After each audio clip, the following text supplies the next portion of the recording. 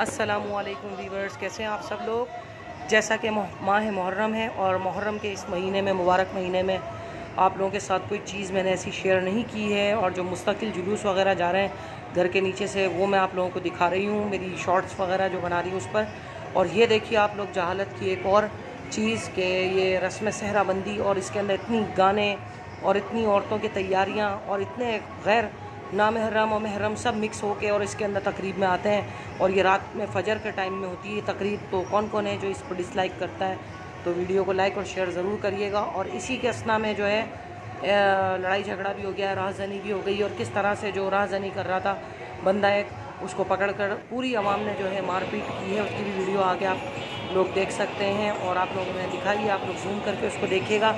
और कौन कौन इस चीज़ के हक़ में है वो मुझे बताएं, कमेंट करके ज़रूर अपनी आगाज़ करें राय से कि ये चीज़ें सही हैं या गलत हैं। क्योंकि ये अहले बैत का इस तरह से मजाक उड़ाया जा रहा है, ये कोई रस्म व रिवाज नहीं है। और उनके लिए जो कर सकते हैं तो वो सबसे अच्छा ये है कि कुरान ख़वानी और फातिहा ख़वानी सबसे बेस्ट तरीका है।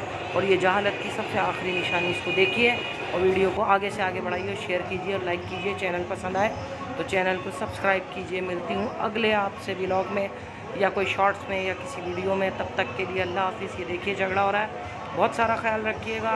अल्लाह हाफिज़। ये 9 मुहर्रम की है। खुदा हाफिज़।